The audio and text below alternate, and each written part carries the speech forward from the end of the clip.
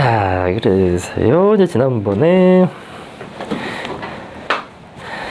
그 숭기르의 그 아이들 해가지고 그 얘기가 나왔었죠. 저기 해야 돼.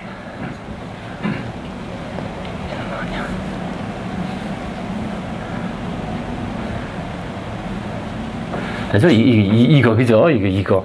자, 그러니까 이제 지금 그거 저희 읽으셨잖아요? 그러니까 94, 95페이지 이제 곧 넘어가는 거, 그죠? 그래서, 95페이지 그 천문단도 그때 읽었었나? 그죠?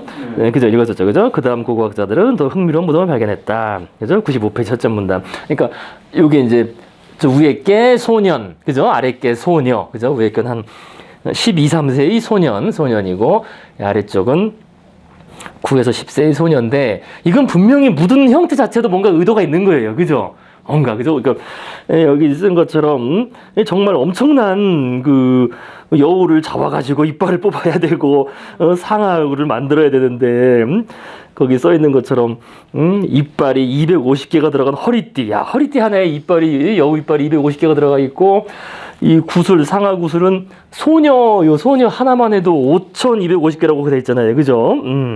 그 다음에 그 외의 그 작은 조각상 같은 상하 물건도 옆에 많아요. 옆에 많습니다. 많은데, 정말 대단한 거죠. 이거를, 그 당시 3만 년 전인데, 3만 4천 년 전. 그걸 어떻게 다 일일이 만들었을까? 그죠? 만들어서 또 뭐 쓴 게 아니라 파묻어버린 거잖아요. 그죠? 묻어버린 거니까. 대단한 거예요. 그러니까 3만 4천 년 전. 아마 그거는 분명한 것 같아요. 그 당시 그 매머드, 그 숭기르 지난번에 그 어딘지 위치는 보여드렸죠. 그죠? 이 러시아 쪽에 이 매머드를 사냥해서 아주 번성했을 것이다. 그죠? 아주 번성한, 융성한 그런 사료였을 것이다. 먹을 거 아주 풍족하게. 그러니까 이게 뭐, 과거에 뭐 200명 집단이 아니라 아마 수천 명 정도로 이루어진 그런 부족. 뭐 그 부족이 오늘날처럼 그렇게 뭐 단일화된 국가는 아니었겠지만, 그 사람들이 어떤 공동의 어떤 거를 믿으면서, 여러 부족에서 이렇게 수천 명이 합쳐서 이런 거를 만들었지. 그렇지 않고선 이 정도를 이걸 소모할 수가 없다. 그죠? 그래서 거기 이제 95페이지에 이제 이게 뭐냐라는 얘기를 나옵니다. 이제 보시겠습니다. 두 번째 문단, 그죠? 숙련된 장인이 상하 구슬 한 개를 만드는 데는 아마도 45분쯤 45분 가지고 만들 수 있을까? 그죠?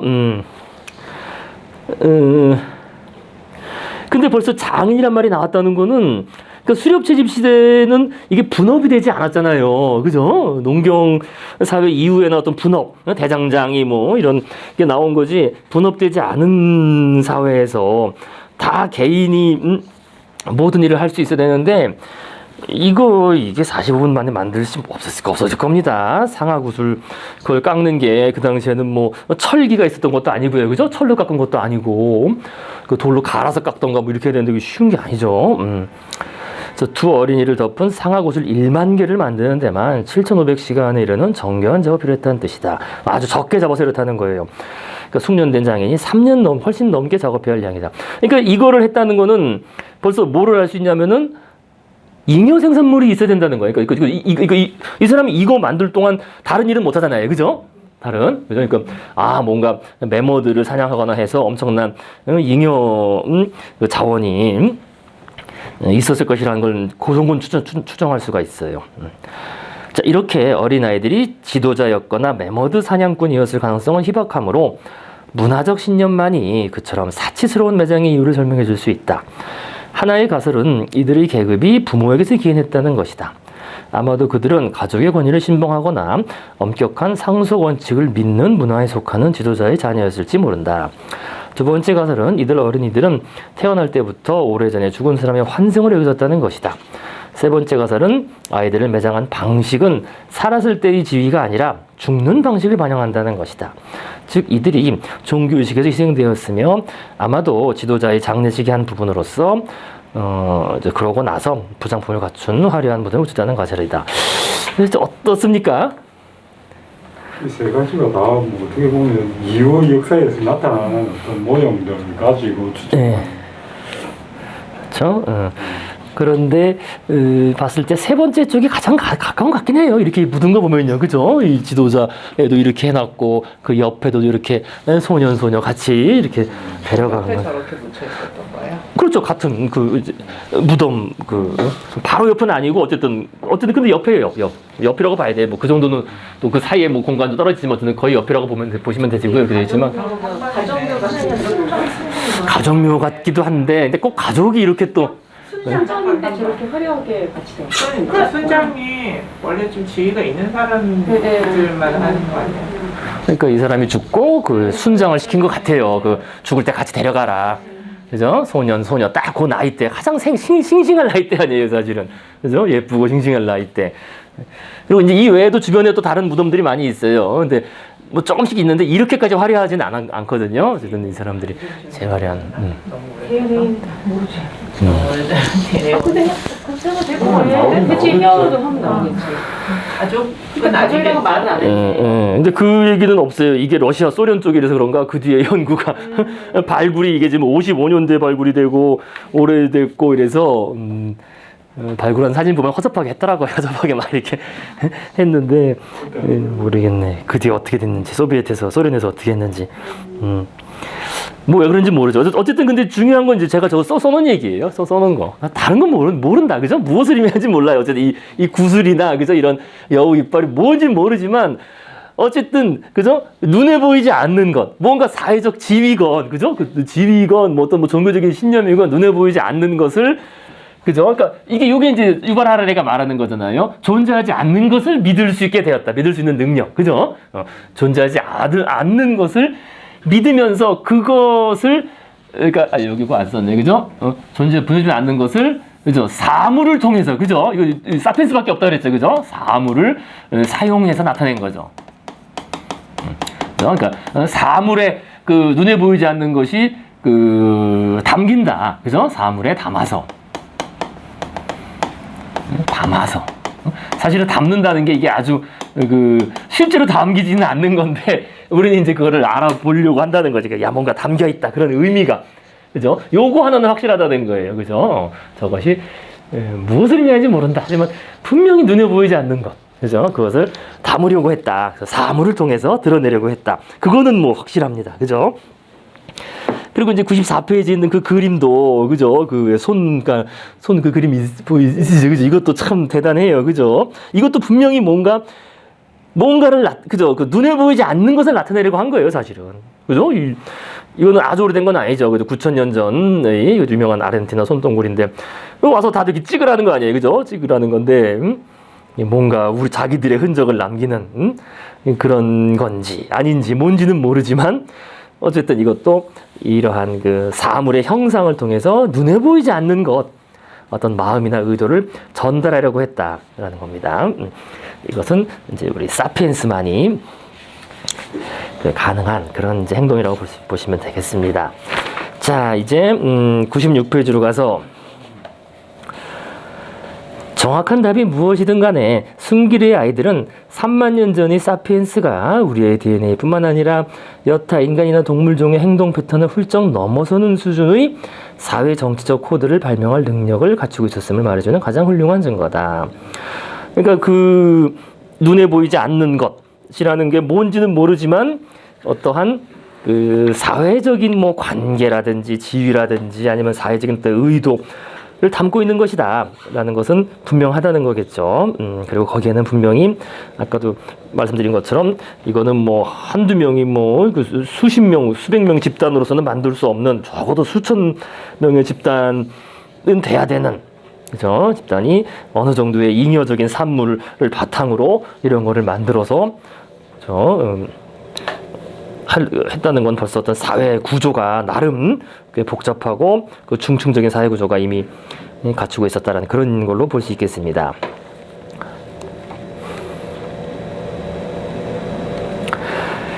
그래서요, 이제 저까지 잠깐 말씀드리면은 그럼 이제 호모 사피엔스 말고 다른 네안데르탈인들은 이런 걸 남긴 게 없느냐, 이런 벽화나 상징물이죠, 사실은 상징물.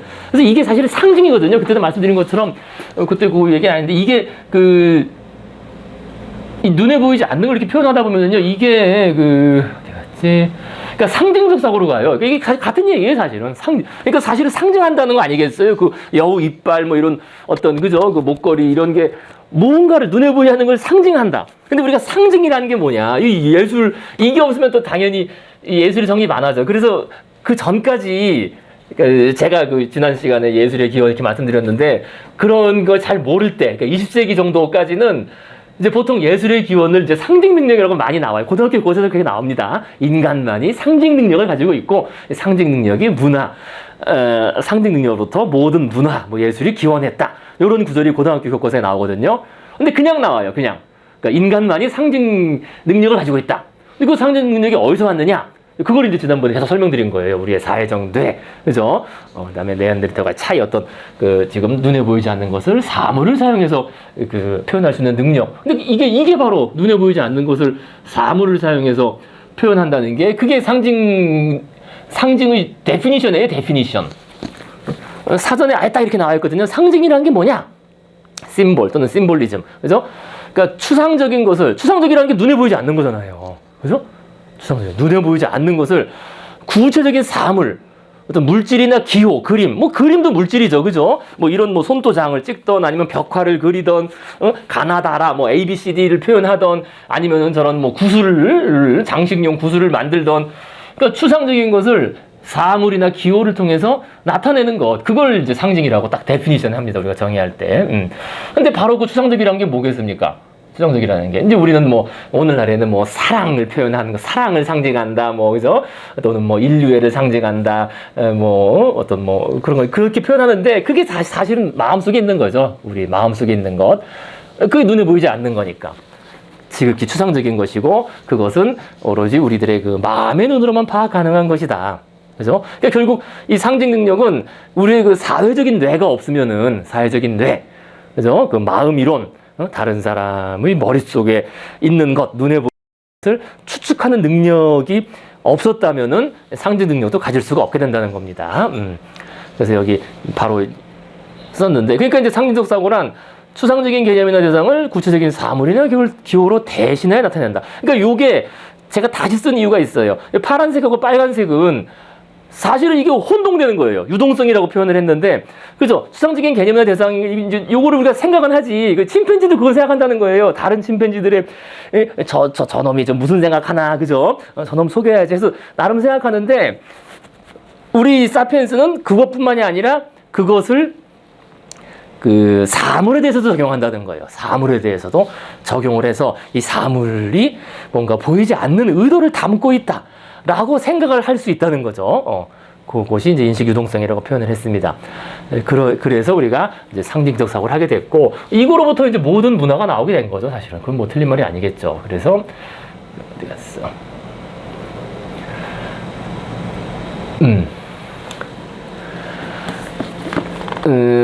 그래서요, 여기 이제, 유명한 고고학자의 책에서 인용해 온 건데요. 그러니까 선사시대의 수렵 채집인이나 20세기 사업가를 막론하고 모든 현생 인류가 보이는 하나의 특징, 그러니까 사피엔스죠. 사피엔스급의 하나의 특징은 사회적 정보, 그죠? 사회적 지위든 계급이든 아니면 어떤 뭐 자신의 의도든 뭐 그죠? 이런 사회적 감정이든 이거를 전달하기 위해서 물질 문화를 이용한다는 것이다.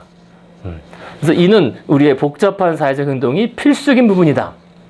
그래서 큰 사회 집단을 이루어 사는 사람들이 물질 문화의 도움을 받지 않고 사회적인 정보를 제대로 전달한다는 것은 상상조차 할 수 없는 일이다. 그러니까 우리는 너무나 자연스럽게 하잖아요. 그죠? 야, 나 누구를 사랑해. 그러면 어떻게 돼? 사랑의 표시로 꽃을 선물할까? 뭐 편지를 쓸까? 뭔가 그냥 물질을 나타내려고, 그죠? 아니면 뭘 해줄까? 한다는 거지. 그 물질. 그죠? 그게 너무나 우리는 자연스럽게 생각을 하는데, 이제 그 어떤 꽃이나 어떤 뭐 선물에 내 마음을 담아서 줄 수 있다고 생각하니까. 그죠? 눈에 보이지 않는 것을. 근데 그게 아니면 상상을 못 해요. 그걸 어떻게 표현해야 될지 모르는 거지. 하지만 우리는 초기 인류가 이제 사피엔스 말고 다른, 그죠? 뭐 호모 에렉투스, 호모 네안데르탈렌시스 이런 인류가 이런 일을 했다는 증거를 전혀 갖고 있지 못하다. 구슬도, 펜던트도, 목걸이도, 동글벽화도 없다. 그러니까 네안데르탈인이나 호모 에렉투스한테는 그런 게 없다는 겁니다. 그러니까 구슬이라는 게 벌써 그 안에 지금 아까 우리 순기를 그 유물에서 봤던 것처럼 무엇을 의미하는지 모르지만은 눈에 보이지 않는 거를 담고 있다는 거지. 근데 그런 거를 네안데르탈인, 남기지 않았다는 거예요. 그리고 이제 계속 말씀드리지만은 오늘날 우리 이 사회 문화가 이렇게 복잡해진 이유는 바로 이 특성 때문에, 그죠? 물질 문화를 이용하기 때문에 무엇이든 그걸 이용하려고 이제 하는 거지. 그래서 오늘날 우리의 문명이 이런 모습으로 형성됐다라고 볼 수 있겠습니다. 자, 그런데 이제 한 가지 그 질문, 의문이기도 하고 뭐냐면은 가끔 신문 이런 데서 나오는 게 있어요. 뭐가 나오냐면은 네안데르탈인의 뭐 벽화가 발견됐다는 등 이런 얘기가 나와요. 그리고 뭐 이거 자체에 대해서 이제 고고학계에서도 뭐 감론을박이 있어요. 아니다. 네안데르탈인도 뭐 이런 상징적 사고 비슷한 걸 한 것 같고 뭐 흔적이 있다. 지냈다, 뭐 이런 이야기도 있었는데. 그죠? 장례도 지냈다. 그죠? 장례도 지냈다. 등등 이런 얘기들이 많이 나왔는데 오늘날 연구로는 그게 그렇지가 않은 것 같다. 그 장례 지냈다는 것도 오염돼가지고 발굴 과정에서 오염돼가지고 뭐 이제 꽃을 뿌리고 이랬던 거로 거의 오늘날 일어났어요. 그것도 그러니까 장례라는 게 물론 네안데르탈인도 시체를 처리하는 특정한 장소가 있다는 건 분명해요. 왜냐면 개미들도 시체 버리는 곳이 있어요. 개미 수명이 뭐 10개월에서 12개월이거든요. 개미 한 마리의 개체들이. 그러면 하다 딱 멈추면은 이렇게 갖다 버리는 데가 따로 있어요. 따로. 그러니까 그냥 방치하지 않고 개미도 그런 것처럼 뭐 우리 우리 고양이나 개들도 왜 죽을 때는 어떤 게 다 죽잖아요. 그죠? 그런 데가 있거든요. 코끼리도 코끼리 무덤이 있다는 듯이 마찬가지로 우리 네안데르탈인도 사람이 죽으면은 특정한 곳에 갖다 이렇게 놓아서 그것이 무덤처럼 여겨지는 것 아니냐. 근데 거기 어떤 상징적인 의미는 없는 거죠. 아까 그 숭기루 그런 것처럼. 그런 것까지는 없는 거지. 근데 가끔 이제 그 신문에 보면은 네안데르탈인의 뭐 벽화가 발견됐다 이런 얘기가 나오는데 어쨌든 오늘날 증거에 의하면은 살짝은 약간은 네안데르탈인도 그런 흔적을 남긴 것 아니냐라고 생각해 볼 수 있는 흔적들이 있어요. 거의 네안데르탈인 멸종 직전에, 그러니까 29,000년 전에 멸종했는데 이제 한 30,000년 전 뭐 이때쯤에 이거는 뭐냐? 이거는 아마 사피엔스들하고 이렇게 섞여 살면서 모방한 거 아니냐, 사피엔스들을. 그러니까 뇌는 어느 정도 되니까. 왜냐면 침팬지도 자연 상태에 내버려두면은 뭐 전혀 인간의 이런 걸 못하죠. 근데 침팬지도 인간하고 살면 인간을 좀 모방하거든요. 조금, 그죠? 인간 행동을 좀 하죠. 또 마찬가지로 개도 전혀 종자가 달라도, 그죠? 습성이 다른 개를 붙여놓으면은 같이 키우면은 좀 따라해요. 그죠? 그런 게 있거든요. 그러니까 마찬가지로 호모 사피엔스와 네안데르탈인이 같이 공존했던 시기에 아마 네안데르탈인 집단도 사피엔스들이 하는 걸 보고서 좀 따라서 뭔가 흉내를 좀 내려고 했던 흔적들 정도는 그 정도는 인정할 수 있다는 겁니다. 물론 네안데르탈인도 뇌가 꽤 크고 뭐 그런 사고를 전혀 못한다고 할 수는 없으니까 아예 전무라고 0%라고 할 수는 없으니까요. 그래서 그러면은 같이 공존했던 시기도 있었고, 그렇죠. 공존했던 장소도 있잖아요. 그렇죠. 보통 유럽하고. 네. 근데 그러면은 만약에 저런 숭기를 저건 뭐 유해가 나왔으니까 다르지만 뭐 어떤 유적이 있는데 이게 꼭 사피엔스 거라는 거는 어떻게 특정을 하는? 그러니까 이제 그 뼈를 보고 아는 거죠. 그 근처에. 그죠. 유해를 보면, 뼈를 아는 거죠, 뼈. 그래서 일단 가장 확실한 건 그거잖아요. 그죠? 그거는 분명히. 딱 있었는데, 이게, 여기에 네안데르탈인도 살았으면. 그러니까 이제 그런 게 이제 문제가 돼요. 그러니까 동굴이, 유럽에도 동굴이 많은데, 동굴 연대 측정이 문제가 되는 거예요. 동굴은 뼈는 DNA로 이제 측정을 하고 또 이제 딱 확실히 다르니까 이제 인골이 나오면은 인골로는 이게 네안데르탈이냐 사피엔스냐 뭐 침팬지냐 또는 뭐 아니면 그냥 먹이가 됐던 말의 뼈냐 이걸 알 수 있는데 벽화는 그렇지 않잖아요. 근데 오늘날에는 기술이 많이 발달해가지고 벽화 자체도 연대 측정을 이제 염료나 이런 거 가지고 시료 같은 걸 해서 많이 정확해졌습니다. 정확해진 결과 이게 네안데르탈인이 그린 벽화는 없다. 벽화는 없다라는 게 거의 그전에는 90년대 20세기만 해도 그런 게 많았어요. 그 썰들이. 그러니까 이게 연대 측정이 정확하지 않아가지고 연대 측정이 해서 네안데르탈인 그림. 근데 그게 깊은 동굴이 있으면은 그 동굴을 네안데르탈인만 이용한 게 아니라, 그러니까 수십만 년 동안 이용이 됐어요. 그 동굴들이. 그 동굴 이용을. 보면은 이 재나 이런 거를 이제 오늘날 연대 측정을 통해서 알 수 있는 거지. 이거는 네안데르탈인도 이용을 했고, 나중에 사피엔스도 이용했고, 벽화를 그린 거는 사피엔스다. 네안데르탈인이 남긴 벽화는 없다라는 겁니다. 그런데 이제 동굴하고 연관해서 또 그 동굴과 그 음악의 기원하고 연관해서 또 아주 재밌는 그 이야기를 또 할 수 있어요. 그러니까 근데 왜 동굴이냐? 왜 동굴의 벽화를 그렸냐 이거예요. 벽화를. 물론 아마 다른 데도 그렸을지 모르겠지만 남아있지 어렵겠죠. 그죠? 다 이제 그 풍화되고 침식되니까. 그런데 꼭 그렇게만 봐야 되느냐? 특히 동굴에 이렇게 화려하고 저간 벽화들 또 아주 뭐 반복적으로 그린 벽화들이 많은데 왜 그러느냐? 이 손동굴도 이 동굴이 도장 찍은 거거든요. 그죠? 동굴이 도장 찍은 건데 동굴이라는 것은 우리가 그 미술에서 그죠? 항상 이 벽화에서 지난번에 말씀드렸지만은 이런 벽화는 미술사 우리 공부할 때 미술사의 시작점으로 항상 언급되잖아요. 그죠? 이런 벽화부터 우리 미술이 시작됐다. 그런데 음악사의 시작으로 볼 수 있어요. 음악사. 이게 동굴 벽화가 음악사의 시작. 음악사. 왜 동굴이냐 했을 때 동굴의 음향 효과라는 거지. 그래서 오늘날 과학적인 연구 결과 벽화가 그려진 장소들이라는 것은 다 기본적으로 이 에코가 가장 잘 이게 반향이 일어나는 그런 장소라는 거예요. 그러니까 이 동굴 벽화 밑에서 소리를 지르면은 에코가 막 뭐 5초, 7초 정도 확 간다는 거지. 그러니까 다른 곳은 뭐 동굴도 동굴 따라 다르잖아요. 그 위치 따라서. 그래서 어떨 때는 에코가 크고 어떨 때는 에코가 작고. 그래서 이것이 동굴 벽화가 비록 물론 그 소리는 남아있지 않지만 그 동굴 벽화가 그려진 장소의 오늘날의 음향적 분석을 통해서 이것은 분명히 동굴 벽화 밑에서 이 사람들이 뭔가 노래하고 춤추고 그죠? 이거를 했을 것이다. 그 일종의 앰프 같은 거 막 틀어놓은 거죠. 자연적인 앰프를 틀어놓고 자기들끼리 뭘 했을 것이다라는 그것을 알 수 있어요. 그래서 오늘날 벽화는 미술사의 출발점이기도 하지만 음악사의 출발점으로 잡고서 우리가 얘기해 볼 수 있겠다라는 그런 증거, 그러니까 음악의 증거가 되기도 합니다. 이게 또 벽화가. 거기 또 새로운 시각이죠. 21세기에 등장한.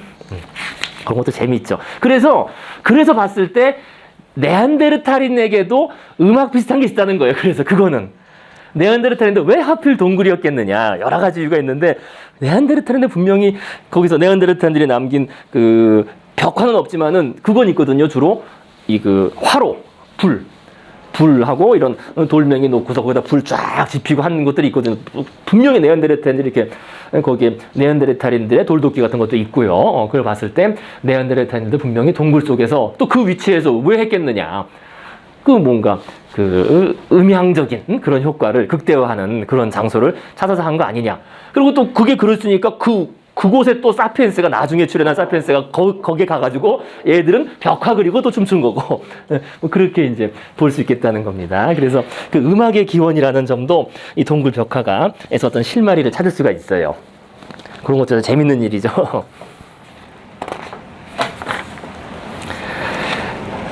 자, 그래서요. 네? 너무 좀 무식한 질문이. 괜찮아요. 한국사 이런 거 애들 배울 때 보면 네. 구석기부터 시작하잖아요. 여기서 나오는 구석기 인류는 그냥 다 사피엔스 아니죠. 그 구석기는 한반도에 한 80만 년, 근데 그거는 사람 따라 다른데 80만 년 전부터 살았다고 여겨지는데요. 한반도에는 80만 년 전, 이건 호모 에렉투스예요. 호모 에렉투스. 뭐 홍수아이 뭐 이런 그런 그 장례했다고 뭐 한 4만 년, 5만 년 그런. 그러니까 벌써 4만 년, 5만 년 되면 이게 사피엔스죠. 그러면은 인지하면 7만 년 전이라 그랬지. 그죠. 4만 년, 5만 년이면 사피엔스가 되는 거고. 근데 그거는 다들 일본이나 한국이나 중국사나 다 국뽕이 심해가지고 믿을 수가 없어요. 국뽕고고학들 믿을 수가 없거든요. 구석기 같은 경우에는 더 그렇죠. 네. 다 그냥 국뽕이 심해가지고 지들 뭐 장난 아니에요. 그 일본도 그 유명한 사건이 있었어요. 30년 전에. 파묻어 놨다. 그 석기 파묻어 놓고 나중에 발견했다 해가지고 자기 땅 인류가 일찍 정착하고 늦게 정착하고 그게 뭐가 저게. 그리고 또 그 직계 조상이 아니거든요. 지금 말씀드린 것처럼 그 호모 에렉투스가 쭉 살았어요. 우리 한반도 정도까지는. 그리고 분명히 일본에 살은 것도 호모 에렉투스고. 근데 얘들은 나중에 그러니까 호모 네안데르탈인은 없습니다. 얘들은 없고. 그다음에 아마 그 데니소바인이나 남방 쪽 요쪽이 조금 섞이지 않았나 하는데 그거는 그런 것 같지는 않고요. 우리나라 같은 경우는 나중에 이제 밀려 들어온 사피엔스한테 다 그냥 밀려난 거거든요. 밀려난 거기 때문에 뭐 그 연대 올려잡아도 의미가 없어요, 사실은. 우리 조상이 아닌 거지. 뭐 80만 년 전. 그래서 요즘엔 그런 저 아이 책 보니까 중학교 때 그런 건 나오더라고요. 그 시대에 살았던 사람이 우리 조상이라고는 확신할 조상은 아니다. 그래서 우리 직계 조상인 혈연적인 조상인 건 아닌 거죠. 예. 조상이 어떤 것도 아니고. 그러니까요. 예. 그래서 그거는 아유 저도 그래서 우리 애기 때 그 책 보면서 근데 그거 틀린 거 많더라고요. 그것도 틀린 거 너무 많아가지고 근데 이거 국뽕고고학이다 그게 그 많이 한 거야. 이거 근데 야 이게 국사학계나 이런 게 써도 되나? 역사가 원래 국보. 역사 자체가 국보. 네. 어쨌든 근데 분명히 그 매장도 아마 잘못 나와 있을 거예요. 잘못 나왔을 거예요. 거기 좀 더 연대를 막 올려잡았을 것 같아요. 제가 제 기억에 뭔가 또 잘못된 것들이 많이 있던데. 고고학적으로 어쨌든 어떻게 보면 그렇게 오래된 건 아닌 거죠. 우리 사피엔스가 퍼진 거는 말 그대로 한 4만 년, 5만 년 전이에요. 이게 6, 7만 년 전에 넘어와서 아프리카에서 넘어와서 이제 퍼진 게 호주로 간 게 4만 5천 년 전이고 아메리카로 간 게 뭐 1만 6천 년 전, 2만 년도 안 되는 거니까 뭐 우리나라로 온 거는 뭐 그렇게 오래되진 않죠. 해봤자 4만 년, 5만 년.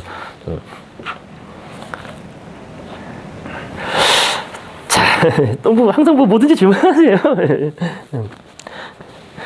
그다음에 이제 전쟁이냐 평화냐, 야 이것도 아주 뭐 참 그 중요한 질문이죠. 전쟁이냐 평화냐. 특히 오늘날하고 연관해서 아주 항상 희한한 데서 저기 다툼이 있던데 이것도 정치적 올바름하고 또 연관돼요. 요즘 말하는 정치적 올바름. 그래서 우리 인간이 인류가 뭐라 그래야 되나 그 전쟁 유전자? 뭐 유전적으로 아주 뭐 호전적인 그런 동물이냐? 뭐 아니냐? 뭐 등등 해서 좀 약간 어처구니 없는 논쟁들이 있던데 어쨌든 우리는 팩트를 한번 보시겠습니다. 여기에는 그렇게 많이 나오진 않아요. 뭐 특별한 결론을 내리고 있지는 않은데 내용은 어렵지 않으니까 쭉 보시겠습니다. 전쟁이냐 평화냐?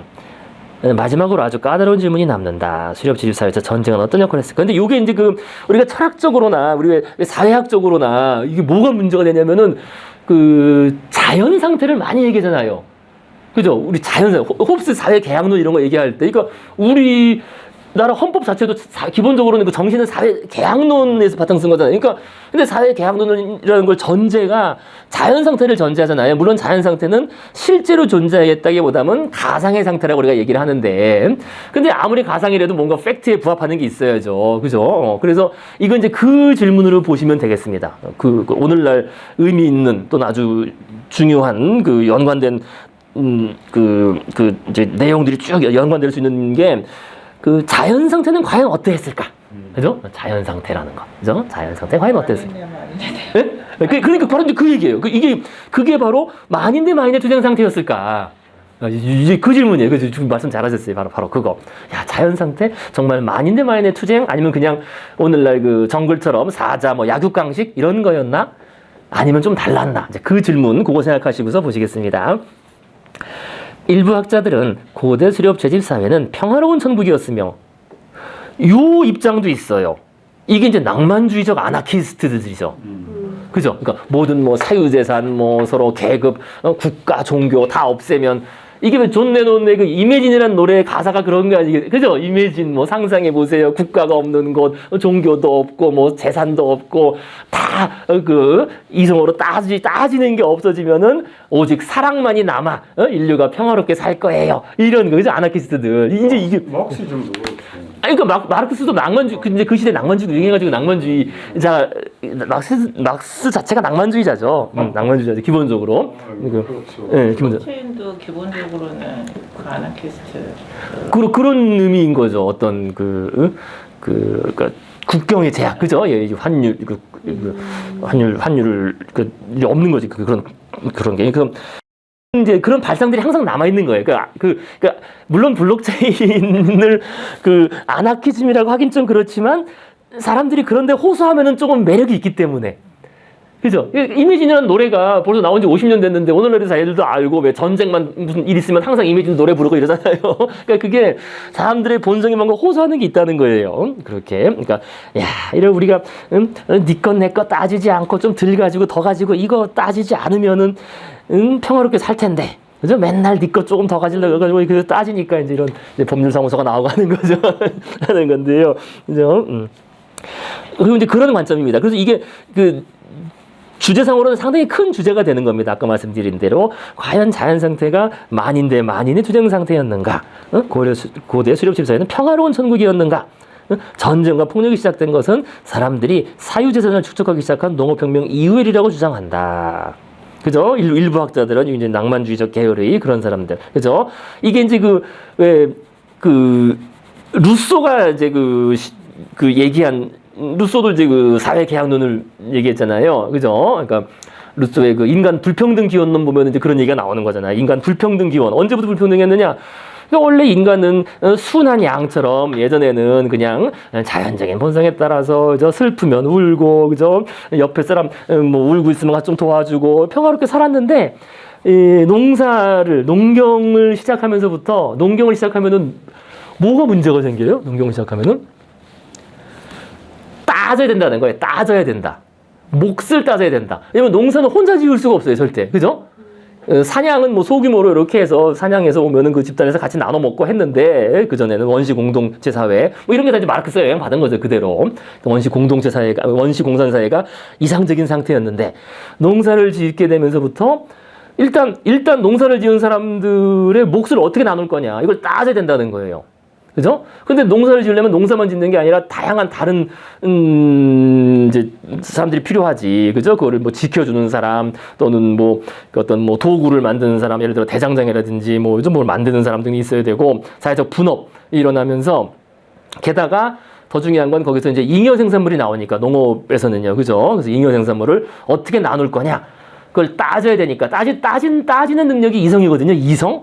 그래서 모든 것을 따지면서부터, 그래서 그 따진 것을 합리화하기 위해서 그 법이나 이데올로기가 나오고, 그죠? 종교가 나오고, 뭐 이제 그게 그 루소의 기본적인 이야기입니다. 근데 오늘날에도 많이 받아들이고 있어요, 그런 게. 그래서 그 농업혁명 이후에 농사를 지면서부터 뭔가를 따져야 되고, 네 것 내 것을 이렇게 구획해서 따져야 되고, 네 몫을 얼마 가지고 내가 얼마 가지고 따져야 되고, 그러면서 그것을 사유재산으로 축적하게 되고, 그래서 그것을 인간 불평등이 기원하게 됐다. 불평등과 모든 갈등이 그것을 따지면서부터 기원하게 됐다라는 게 루소 일의 한 축을 이루는 그런 이야기가 되겠습니다. 그러니까 예전에는 평화로운 천국이었는데, 그래서 낭만적인 그런 낭만적 원시 공산제를 말하는 거죠. 또 다른 학자들은 고대 수렵집 사회가 특히 잔인하고 폭력적이게 주장한다. 그렇죠? 오늘날보다 훨씬 더 폭력적이었다. 말 그대로 그 홉스가 말하는 것처럼 정말 만인의 투쟁, 그죠? 두 주장은 모두 공중에 지은 누각에 지나지 않고 이들을 지상과 연결하는 줄은 가늘다. 그러니까 뭐 실질적인 근거가 없이 그냥 상상으로 이렇게 했다는 것뿐입니다. 빈약한 고고학적 증거와 오늘날의 수렵 채집 사회에 대한 인류학적 관점만 있을 뿐이다. 실제로 어땠는지는 뭐 확인하기 쉽지 않죠. 그래서 인류학적 증거는 흥미롭지만 문제가 너무 많다. 오늘날의 수렵 채집인은 북극이나 칼라리 사막처럼 고립되고 황량한 지역에 주로 살고 있다. 인구 밀도가 매우 낮으며 다른 사람들과 싸울 기회가 거의 없는 곳이다. 그렇다 그래서 싸우지 않는 건 아니에요. 에스키모들도 부족이 나뉘어서 뭐 일부러 싸우는 건 아니지만은 기본적으로 갈등 관계예요. 부족들끼리는. 그래서 부족의 영역에 침입하면은 뭐 그냥 죽여버리고 이런다는 겁니다. 그래서 게다가 최근 여러 세대에 걸쳐 그들이 현대 국가의 권력에 복종하는 경향이 점점 커졌는데 현대 국가는 대규모 분쟁이 발발하는 것을 막는다. 그죠? 서구인들이 이제 한편으로는 서구인들의 관찰이기도 해요. 서구인들이 아프리카나 뭐 어떤 뭐 다른데 이제 식민지 정복하러 가면은 서구인들이 가장 골치 아파했던 게 지들이 막 싸운다는 거야, 맨날. 이제 주로 부족끼리 싸우는 거죠. 그죠? 부족끼리 맨날 싸우는 거래가지고, 요거 제가, 여기 바로 나왔네. 이제 여기 글씨가 이랬네. 그러니까 유럽 국가가, 그죠? 전통적인 전쟁. 그러니까 말 그대로 아프리카 가면 아프리카 부족끼리 맨날 싸우고 있고, 그래서 그 전쟁을 억제하는 것을 최우선 과제 하나로 삼았다는 겁니다. 왜냐하면은 일단 유럽인의 안전을 확보해야 되고, 그다음에 정복한 지역을 통치하기 위해서, 그죠? 통치하기 위해서 이제 니들 싸우지 말아라. 라고 하는 또 한편으로 어떤 계몽 문명화라는 그런 걸 내세워서 일을 했다는 겁니다. 그래서 어쨌든 현대 국가는 그런 이유로 분쟁을 그러니까 과거에 그런 분쟁을 적극적으로 막았는데 연구자들이 규모가 크고 인구 밀도가 상대적으로 조밀한 독립 수렵 채집인을 관찰할 수 있었던 기회는 단 2차례뿐으로 19세기 북미 북서부, 그러니까 인디언들, 그죠? 인디언들끼리 막 싸우고 서로, 그렇죠? 인디언들끼리도 서로 엄청난 그 갈등 관계였어요. 부족끼리 막, 그죠? 상대 부족 잡으면 막, 그죠? 막 살까지 벗겨 죽이고 막 이런 정도로, 그죠? 잔혹하게 서로 싸우기도 했고, 19세기, 20세기 초반 호주 북부에서였다. 호주 원주민들 자기들끼리도 막 싸우고, 그래서 미국과 호주 원주민 문화는 둘 다 무력 충돌을 자주 겪었다. 하지만 이런 무력 충돌이 영원히 지속된 상태였는지, 그러니까 영원한 그 만인 대 만인의 투쟁, 뭐 그런 상태였는지, 유럽 제국주의의 여파인지 여부는 논란의 대상이다. 그러니까 이제 원래 그랬는지, 언제부터 그랬는지, 그 형태가 어땠는지는 그 완전히 확인할 수는 없다. 뭐 그런 얘기겠습니다.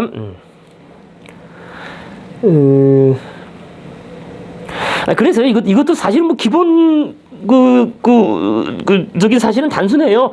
그러니까 인구 밀도가 낮고 황량한 곳에서는 갈등도 적고, 그죠? 자원이 풍족하고, 그러면 인구 밀도가 높잖아요. 그럼 당연히 갈등, 전쟁, 뭐 이런 게 심했다는 건 너무나 당연한 겁니다. 그거는 기본적으로 맞아요. 그거는. 자, 그다음. 한편 고고학 유물은 드물고 불분명하다. 수만 년 전에 발생했던 전쟁에 대해 말해주는 단서가 남아있을 수 있을까? 그 당시에는 요새와 성벽은 물론 포탄 껍데기도 없었다. 칼이나 방패도 없던 시절이다. 그죠? 원시적인 창날은 전쟁에 사용되었을 수도 있지만 사냥에 사용되었을 수도 있다. 인간의 유골 화석이라고 해서 해석하기가 더 쉬운 것은 아니다. 부러진 뼈는 전쟁에서 다친 것일 수도 있고 그냥 사고를 당한 자일 수도 있다. 또한 오래된 뼈에 부러지거나 잘린 흔적이 없다고 해서 그 뼈의 주인이 폭력이 생긴 게 아니라는 결정적 증거가 될 수 없다. 죽음의 원인은 연조직의 외상을 입은 탓일 수 있는데 그러면 뼈에는 아무 흔적도 남지 않는다. 이보다도 중요한 사실은 산업혁명 이전의 전쟁에서 사망자의 90% 이상은 무기가 아니라 굶주림과 추위와 질병 때문에 죽었다는 점이다. 그죠? 그래서 3만 년 전 어느 수렵 채집 부족이 인근 부족과 영역 싸움에서 패배해 본곳에서 쫓겨났다고 상상해보자. 문제의 결정적 전투에서 10명이 사망했고 이듬해 해당 부족원 중 100명이 굶주림과 추위와 질병으로 죽었다.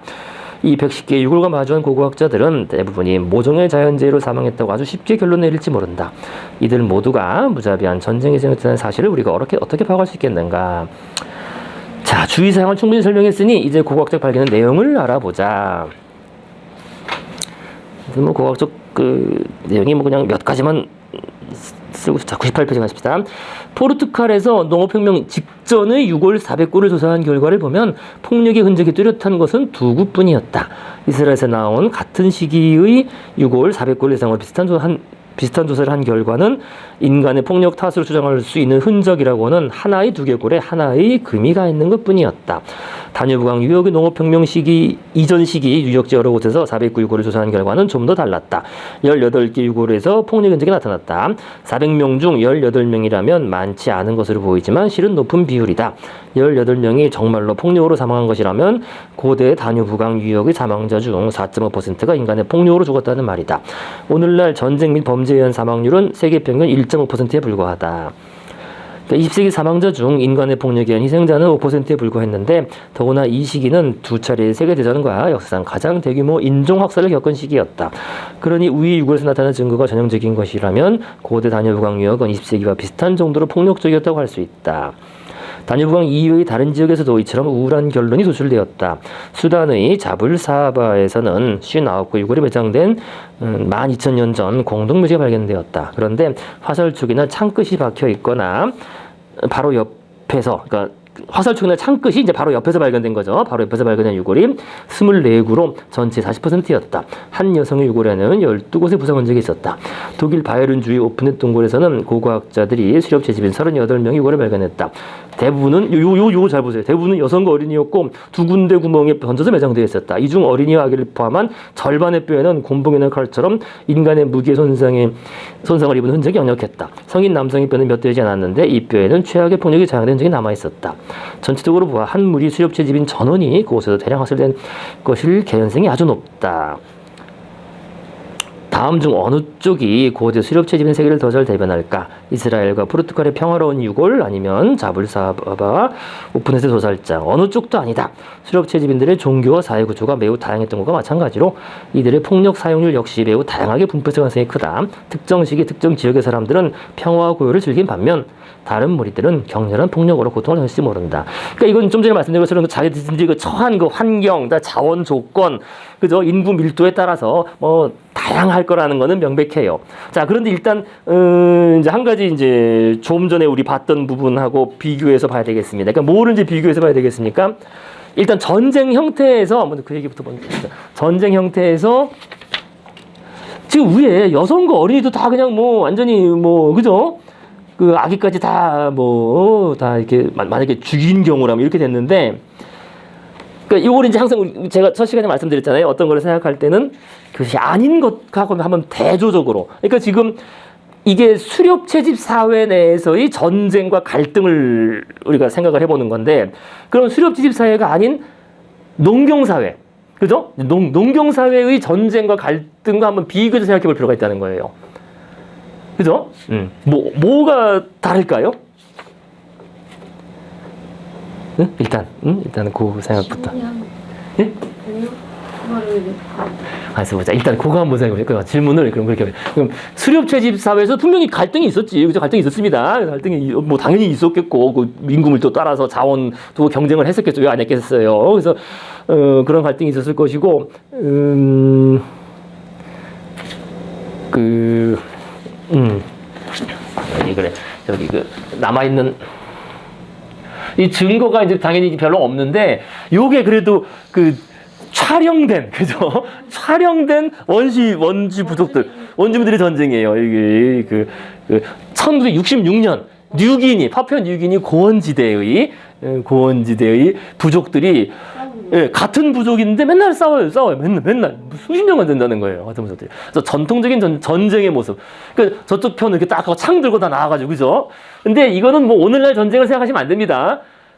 왜냐면 이들은 군인도 아니고 그냥 성인 남성들이잖아요. 청소년 남성들 창 들고 나와서 뭐 특별히 따로 훈련 받은 것도 아니고, 그죠? 그래서 창을 들고 서로 싸우고 있는 겁니다. 그래서 계속 몇 년이 뭡니까? 그러니까 나중에 이제 서구 국가가 완전 개입해서 종료시키기 전까지 계속 있었어요. 언제 시작했는지는 몰라. 근데 이제 모르고 계속 부족들끼리 서로 원한 관계에 의해서. 그게 중요해요. 원하는 관계.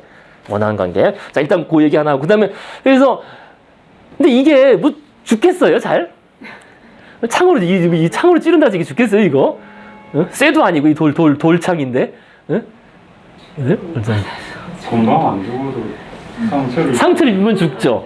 그래서 이 전투라는 게 상당히 비겁해요. 오늘날하고 전혀 달라요. 뭐냐면은, 이게 싸우다가 옆에 찔리면은 애가 도와주질 않아요. 도망가 막, 그죠? 뭔가 불리하게 된 거니까 그 상황이 찔렸다는 게. 그래서 다 도망가 버려. 걔 놔두고. 이렇게 하나 죽어, 보통. 그래서 전쟁 한번 나면은 보통 전투 한번 벌어지면은 하루에 한 명 다치거나 한 두세 명 죽거나 이런 거예요. 그리고 이제 다친 사람은 뭐 한 열흘 뒤에 죽었다. 이렇게 다 기록이 돼 있고 그래요. 인류학자가 이제 우리 기록을 남기게 있거든요.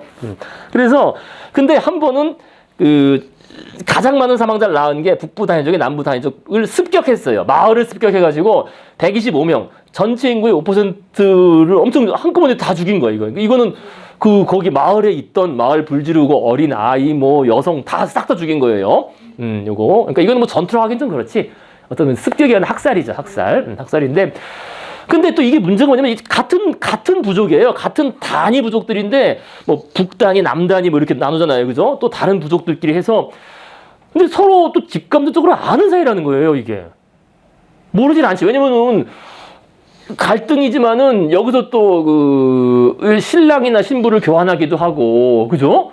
이렇게 해서 이게 서로 아는데 이제 계속 싸운다는 거예요. 이게. 계속. 알 수 없는 싸움이 계속 이어졌다는 거지. 그래서 누구 한 명이 딱 죽으면은 또 그걸 놓고 이제 또 다들 모여서 그 복수를 다짐합니다. 복수를 하리라.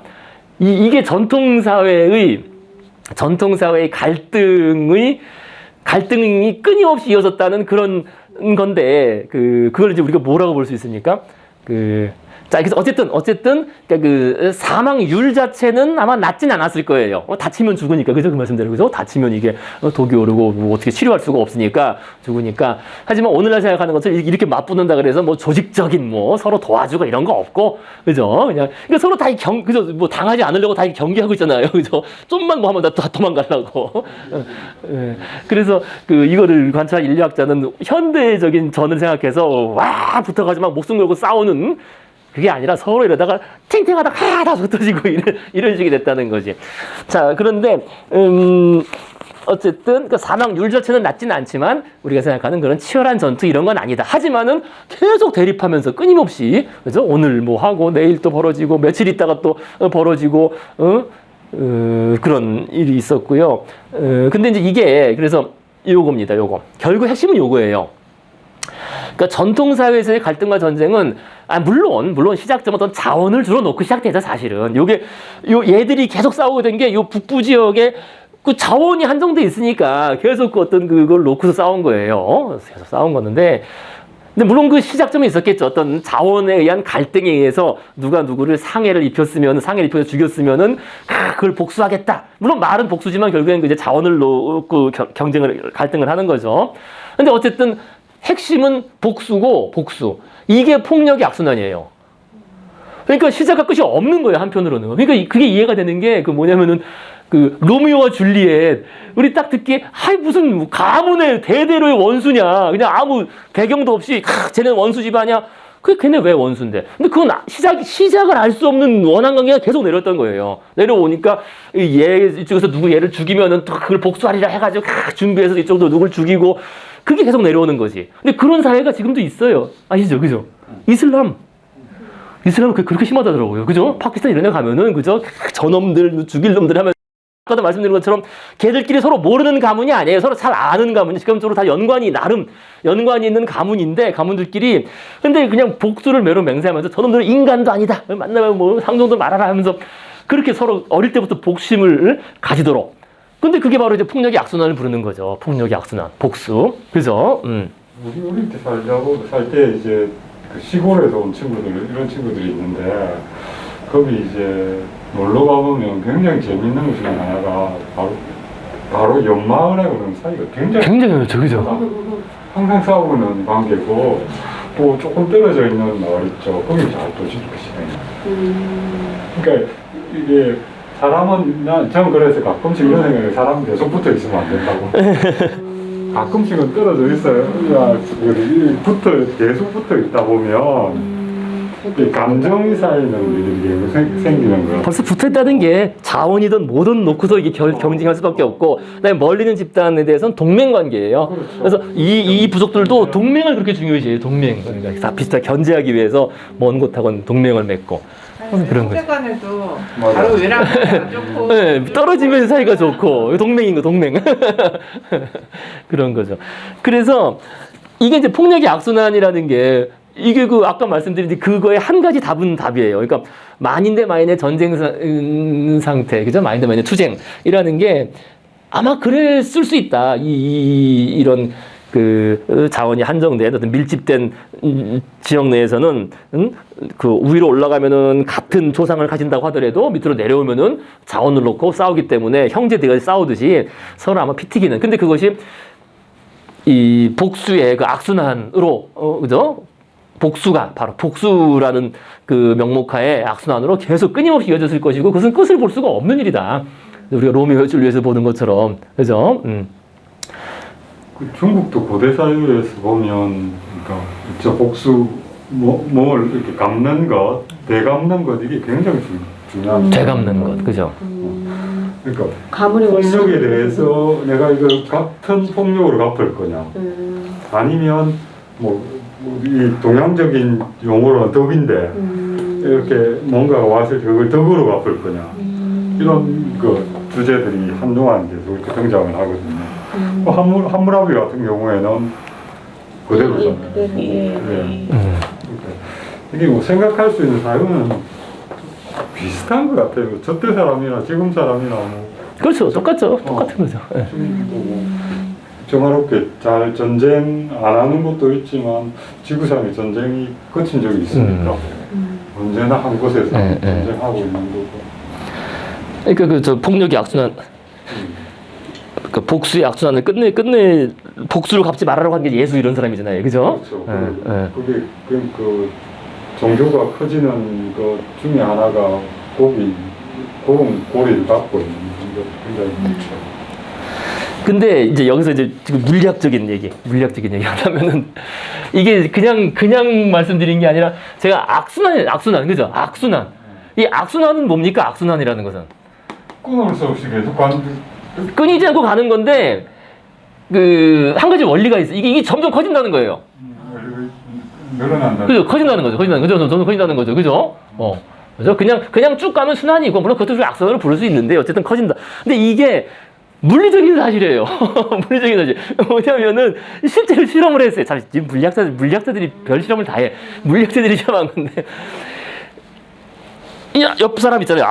옆 사람 있으면 한번 때려봐라. 탁 치잖아. 그 다음에 자신이 맞은 만큼 그대로 때려라. 라고 하면은 항상 자신이 맞은 것보다 더 세게 반응이 나와요. 이것도 비대칭적이에요. 그러니까 내가 맞은 걸 더 크게 느낀다는 거지.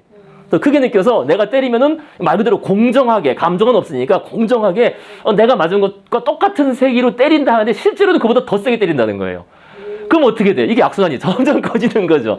그래서 우리가 왜 전쟁이 시작될 때도 그런 거잖아요. 이쪽에 총 한 발 쏘면 저쪽에 대포 날라고, 이쪽에 그러면 미사일 날라고 이런 거, 이런 거지. 한 번 치면 더 세게 치고, 더 세게 치고. 그게 이제 악순환으로 간다네, 악순환. 점점 더 커진다. 그죠? 예. 그래서 이게 물리적인 사실이기도 해요, 우리가 느끼는. 그리고 그거는 아마 그렇게 진화했을 거예요. 우리가 어떤 피해 자체를 외부 충격보다 더 크게 느끼도록. 그게 좀 더 경계가 되는 거잖아요. 자기한테 안 좋은 거는. 그죠? 왜 실제 충격보다 조금 더 크게 느껴야 조금 더 큰 경계심이 드는 거겠죠. 아마. 이것도 재미난 사실입니다. 자, 그러면은 그 얘기만 하나 하고 잠깐 쉬겠습니다. 무슨 얘기냐면은요. 그래서 이게 그러니까 물음이 두 개구나. 아까 이제 그거 하나 먼저 말씀드려야 되겠구나. 그러니까 그럼 이게 이런 전쟁과 이것도 전쟁은 전쟁 이런 식의 전쟁 갈등과 농경 이후의 전쟁 좀 그죠? 농사를 짓기 시작한 이후의 전쟁 갈등하고 뭐가 다를까요? 그때는 포로를 안 잡겠지만 농경이 시작되고 나서는 노동력을 위해서 포로 그죠? 아까 그게 달라요. 그게 싹 다 이때는 그냥 다 죽여버리는 거예요. 다 어린이도 필요 없어. 그러니까 농사 지은 이후에는 성인 남자들만 죽이고 여성이나 어린이는 이제 포로 노예 그죠? 왜냐면 노동력의 얘들이 이제 노동력으로 쓸 수 있으니까 그죠? 그러니까 다 죽이지 않고 노예나 포로를 잡아서 그죠? 그러니까 인간을 이제 컨트롤할 수 있게 됐는데 이때는 수렵 채집이니까 이거 살려둬서 뭐해? 그죠? 살려두면 또, 이거 다 그냥 싹 다 어린이건 여성이건, 여성의 경우에는 젊은 여성의 경우는 좀 그런 혼인용으로 이렇게 살려두는 경우는 좀 있었다고 하지만, 그러나 대부분은 다 죽여버려요, 다. 대부분. 싹 다 죽인다. 아까 그 얘기예요, 어린이와 여성이고 뭐고 다 죽였다는 거지. 그죠? 아예 말살. 그러니까 이 경우도 아까 보셨잖아요. 이 경우도, 그죠? 이 경우도, 습격해가지고 125명 전부 여성 어린이 다 죽여버린 거예요. 그죠? 그러니까 그게 하나가 차이가 있어요. 먼저 첫 번째 차이점은 지금 박 선생님 말씀하신 것처럼, 그죠? 수렵 채집 사회의 전쟁과 갈등은 그냥 기본적으로 다 죽이는 거다. 근데 농경 이후의 전쟁과 갈등은 노동력 자체를, 그죠? 그러니까 노예나 포로를 사로잡는 목적으로 전쟁을 한 거잖아요. 그죠? 그죠? 인간을 사로잡아서 노예로 써먹기 위해서.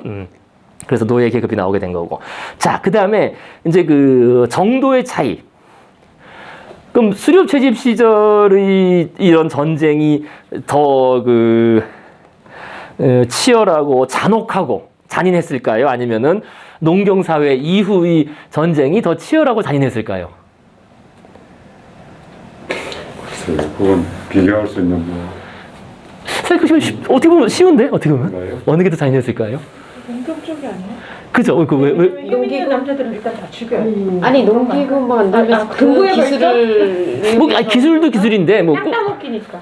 그래서 땅 따먹기니까 어떻게? 지금 땅을 다 시계는 뺏어버려야지. 싸우다가 안 되면 도망가면 그렇죠. 이동을 해버리면 그러니까 이게 물론 쉽지 않지만 근데 농사를 짓게 되면은 이거 두고 어디 가? 갈 수가 없으니까 지키는 사람도 필사적이 되는 거예요. 지키는 사람도 필사적이 될 수밖에 없고 저도 너무 저거 뺏으면 되는 거니까 계속 집요하게 공격하는 것이고 그러니까 지키는 사람들이 필사적이 될 수밖에 없으니까 훨씬 더 치열하고 가혹하겠다는 겁니다. 농경 이후의 전투가 실제로 그렇잖아요. 그죠? 그죠? 근데 그 수렵제 집술에는 지금 뭐 이렇게 도망가는 그러니까 싸우다 안 되면은 그 집단 자체가 그냥 뭐 포기하고 다른 데로 이동하는 거예요. 뭐 그것도 쉽지 않은 길이지만 그럴 수 있는 거지. 그죠? 수렵제 집이니까. 그래서 그 전투나 어떤 잔혹성과 치열함에 있어서는 사실 농경 이후가 잔혹하고 치열한 거죠. 어떻게 보면. 그죠? 잔혹하고 치열했고 게다가 지고 나면은 완전 노예가 됐으니까. 그죠? 차라리 죽는 것도 아니고. 그죠? 노예로 굴욕적인 삶을 살아야 되니까 아주 더 끔찍하게 된 거죠. 따지면. 그런 차이점을 우리가 생각해 볼 수 있겠습니다. 노예로 만드는 게 사실은 그 폭력적인 그죠? 더 폭력적인 거죠. 노예로 만드는 게. 그죠? 예. 자, 그래서요, 요 얘기만 한번 하고 잠깐 쉬겠습니다. 그 다음 질문이죠, 요거. 그죠? 리바이어더는 폭력의 악순환의 종말, 평화를, 그러니까 이게 폭력의 악순환, 그러니까 복수를 불러일으키고 하니까, 뭐 어떻게 끝이 안 나는 거지. 계속 그저 싸우고, 계속 그 갈등의 여지가 남아있으니까. 그래서 이제 그 홉스가 내세운 이론이 이거잖아요. 리바이어던. 그죠? 진짜 그 엄청난 그 절대 권력이 나타나가지고, 그 절대 권력자한테 다 권력을 몰아주어야만 우리가 평화를 찾을 수 있다. 이론적인 이야기죠. 이론적인 이야기인데 실제로 그랬느냐? 뭐 알 수는 없어요. 알 수는 없는데 이후에 식민지화 아까 그래서 그 얘기가 나온 겁니다. 이 역사를 보면은 그게 맞는 것 같아요. 그러니까 강력한 무력을 가진 서구 제국이 등장함으로써 그 지역의 부족관의 종족들은 다 손을 좀 없어진 거예요. 심지어 이 호주 여기에서도 이 파푸아 뉴기니에서도 얘들이 맨날 싸우다가 그 호주 경찰관하고 이제 그 현지인 원주민 이제 그 먼저 서구화된 원주민하고 이제 가가지고 니들 싸우지 마라 이제부터 우리가 법으로 통치하자 어쩌고 하니까 애들이 이 뭐냐 이러잖아요. 그러니까 거기다 대놓고서 돼지 한 마리 사다가 총으로 팡 쏴요. 총으로 쏴가지고 봤지 니들 싸우면 죽는다 해가지고 그걸 딱 보여주니까 그날부터 싸움을 안 하게 된 거야. 그러니까 더 강력한 무력의 등장이 싸움을 종식시켰고 그 다음에 인터뷰한 내용이 아주 이제 우리가 평화가 와서 좋다. 응? 그 전에는 우리가 이렇게 부족간에 이렇게 싸우게 되면은요 어디 가서 이렇게 쉬할 때도 항상 주변을 이렇게 경계해야 되고 아니 그렇잖아요. 왜냐면 수렵 채집하는 건 돌아다니다 보면은 마음대로 그죠? 용변도 보기도 어렵고 항상 이 뒤가 이랬는데. 이 서구인의 강력한 무력이 등장하면서부터 그것을 안심할 수 있게 됐다. 그런 이제 증언들이 나옵니다. 그래서 어쨌든 이거에 대해서 우리가 그 이론적인 얘기로 나온 거지만 리바이어드님 한편으로는 그 어떤 복수의 악순환. 그래서 왜냐면 복수를 이제 대신 누가 해줘요 이제는 국가가 해주는 거 아니에요. 그죠? 법원에서. 그죠? 법원에서 사적인 복수를 금지시키고 그죠? 그것도 상당히 중요한 거예요. 사적인 복수를 금지시키고 법원에서 대신 해주고 그다음에 모든 무력을 국가가 거두어 가면서 그 사람들에게는 평화가 왔다라는 게 한편으로는 맞는 얘기처럼 보이기도 합니다. 물론 이제 더 얘기할 사항들이 많이 있겠지만은요. 자, 그래서 일단 우리가 인류학적인 얘기, 고고학적인 얘기로는 그 정도까지만 일단 얘기해 볼 수 있겠습니다. 자, 이번에 이제 99페이지 맨 아래쪽에 침묵의 커튼 뭐 별 얘기는 아닙니다. 이건 정리한 얘기입니다. 고대 수렵 채집인들의 생활이 어떠했는지를 전체적으로 재구성하는 것이 어려운 수준이라면 특정한 사건을 복원하는 것은 불가능한 수준이다. 사피엔스의 한 무리가 네안데르탈인이 이미 살고 있는 계곡에 처음 도착했다고 치자. 근데 보통 유럽 쪽이죠. 이렇게 분명히 요랬을 텐데요. 그때부터 여러 해에 걸쳐 숨막히는 역사의 드라마가 펼쳐졌을 것이다. 하지만 그런 접촉의 흔적이 지금까지 남아있는 것은 거의 없다. 기껏해야 몇 안 되는 뼈 화석과 한 움큼의 석기만 남아 학자들의 면밀한 신문에도 침묵만 지킬 뿐이다. 그래서 별로 그 교류한 증거는 없어요. 없다고 봐야 돼요. 사실상 없습니다. 뼈 화석과 섞여서 끌어낼 가능성이 있는 것도 있다. 인체의 해부학적 구조, 기술, 먹은 음식, 심지어 사회 구조도 도출할 수 있다. 하지만 뼈나 석기가 결코 말해주지 않는 정보도 있다. 인접한 사피엔스 무리 간의 동맹이라든가 그런 동맹을 축복하는 망자의 정령이라든가 정령들의 축복을 얻기 위해 마을의 주술사에게 은밀히 건네는 상하구슬이 그렇다. 이런 침묵의 커튼은 수만 년에 걸친 역사를 감추고 있다. 그 오랜 세월 동안 전쟁과 혁명, 열광적인 종교운동, 심오한 철학이론, 빼어난 예술작품이 있었을 가능성이 크다. 어쩌면 수렵채집인들에게는 온 세상을 정복한 그들만의 나폴레옹이 있어서 룩셈부르크 절반 크기 제국을 통치했을지 모른다. 룩셈부르크가 뭐 그렇게 크지 않지만은 그래도 이게 한 절반이면은 그러니까 룩셈부르크가 아니에요. 그 정도 안 되고 저기 부산하고 울산 합친 거? 그보다 좀 더 큰? 네, 그 정도밖에 안 돼요. 그러니까 대충 뭐 한 부산 정도를 통치했다고 보면 그것도 크죠. 옛날 수렵채집주죠. 부산, 울산 정도. 근데 그죠? 걸어서 끝에서 끝까지 움직여줘. 부산 정도를 통치한. 근데 아까 그 숭기르 이런 거 보면은요, 뭐 통치까지는 아니더라도, 그러니까 오늘날처럼 통치까지는 아니더라도 뭔가 그런 어떤 거대한, 그죠? 그 정도는 돼야만 그렇게 화려한 그런 잉여 자원을 가지고 구슬을 만들고 했을 것 같습니다. 교양학단은 없지만 대나무 피리 소리로 청중을 눈물 흘리게 만들었던 재능 있는 배트맨이 있을지 모른다. 그래서 이 피리도 이것도 국뽕이 들어가 있는데 그 독수리 뼈로 만든 피리를 발견했다. 해서 독일에서 이것도 한 3만 6천 년 전인가 최초의 악기다 이렇게 하고 나오니까 또 영국 고고학자들이 그거 아니다. 그냥 이빨로 씹은 자국이다. 그 구멍이라는 게 이 피리 구리 구멍. 그래서 이 고고학 책들이 막 서로 갈려요. 는데 제가 보기엔 아닌 것 같은데 근데 어쨌든 아까 말씀드린 것처럼 동굴이나 이런 거 증거로 봤을 때 음악적 활동이 분명히 활발하게 있었다는 것은 인정받고 있습니다. 우리 뇌 자체가 또 음악적인 뇌고요. 지난번에도 말씀드린 것처럼 두 발로 걸으면서부터 우리가 음악적인 인간이 됐다 그랬잖아요. 리듬 엄청 중요한 얘기죠. 자, 그래서 우주를 창조한 신의 이야기 대신 동네 떡갈나무가 하는 이야기를 전했던 카리스마 넘치는 예언자가 있을지 모른다. 하지만 이 모든 것은 추측에 불과하다. 침묵의 커튼은 너무 두꺼워서. 그러니까 침묵의 커튼이 두꺼운 이유가 딱 하나죠. 그러니까 눈에 보이지 않는 것들. 그죠? 눈에 보이지 않는 것들을 중심으로 뭔가 사람들이 살기 시작하기 때문에, 그죠? 그런, 아까 숭기르 무덤에 구슬도 만들고, 그죠? 벽화도 그리고, 근데 그 눈에 보이지 않는 게 무엇인지는 우리가 모르니까, 알 수가 없죠. 눈에 보이지 않는 거니까요. 그래서 이런 사건을 상세하게 묘사하는 것은 고사하고, 이런 일이 실제로 일어나는지조차 확신할 수 없다. 학자들은 합리적인 답을 얻을 수 있을 것이라고 예상 가능한 질문만 하는 경향이 있다. 전에 없던 새로운 조사 도구가 발견되지 않는 한 아마도 우리는 고대 수렵채집인들이 무엇을 믿었는지 어떤 정치적 드라마를 겪었는지를 결코 알아낼 수 없을 것이다. 자, 101페이지로 가셔서요. 하지만 답을 얻을 수 없는 질문을 하는 것은 매우 중요하다. 그러지 않으면 우리는 인류 역사의 6만 년에서 7만 년을 그 시기에 살았던 인류는 중요한 일이라고는 전혀 하지 않았다는 핑계로 일축하고 싶어질 수 있다. 하지만 사실 그들은 중요한 일을 많이 행했다. 특히 그들은 대부분 사람들이 인식하는 것보다 주변 세계를 크게 바꿔 놓았다. 요게 이제 아주 중요한 일이겠죠. 그 전 네안데르탈인이나 호모 에렉투스는 거의 200만 년 가까이 살았는데요. 우리 북경 원인 이런 거, 우리 한반도에서도 80만 년 전부터 호모 에렉투스가 살았으니까 수십만 년 사는 거잖아요. 수십만 년 살았는데 크게 바꾸진 않았거든요. 그 사람들이. 근데 사피엔스가 밀어닥치면서부터 크게 바뀌었죠. 그래서 시베리아 툰드라나 호주 중부, 아마존 열대우림을 찾는 도보 여행자들은 자신이 인간의 손이 전혀 닿지 않은 천연 그대로의 풍경에 들어섰다고 생각하겠지만 이것은 환상이다. 그곳에는 우리에 앞서서 수렵지집인들이 살았으며 이들은 가장 빽빽한 밀림부터 가장 척박한 황무지 이르기까지 극적인 변화를 초래했다. 그러니까 예를 들자면은요. 아마존 열대우림 요거는 좀 잘 모르겠지만 호주 중부나 툰드라 이런 거 같은 경우 예를 들어서 이 사피엔스들이 도착해가지고 불을 질렀다고 생각해 보세요. 불을 질러서 다 잡아먹고. 근데 그게 몇만 년 전이니까 벌써 2, 3만 년 전이니까 또 나무가 또 엄청 자랐을 거 아니에요. 그러니까 오늘날 보기에는 원시림이다 하는데 그렇지 않을 수 있다는 거예요. 이미 그 사피엔스들이 거기에 이미 손을 댄 그런 환경이다.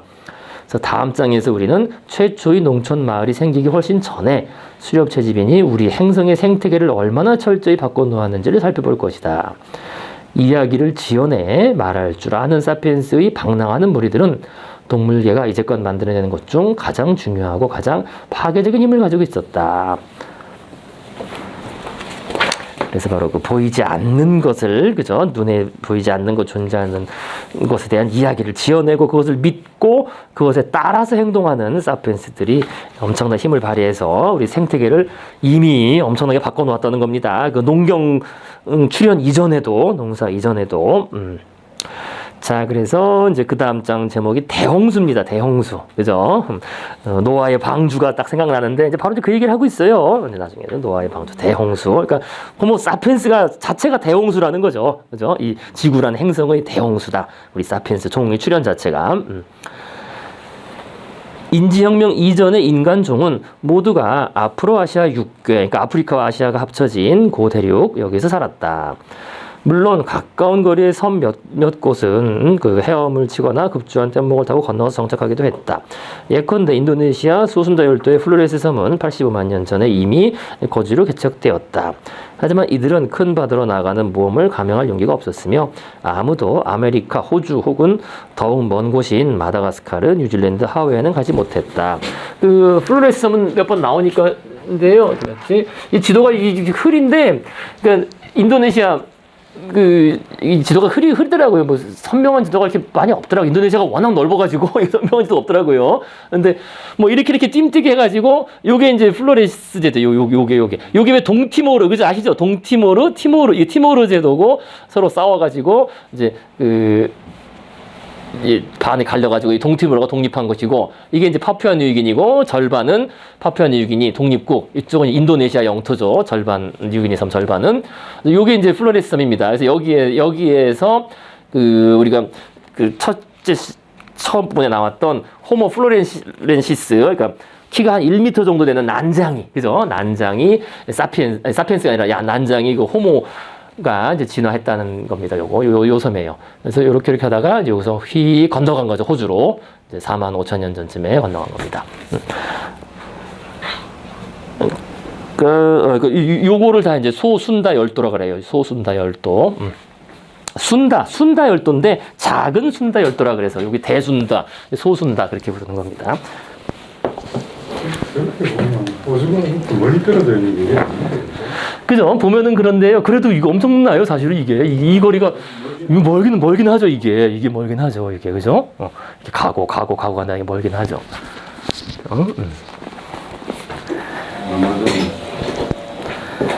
제주도에서 실종된 사람의 시신이 300km 떨어져 일본에서 발견됐다고 하니까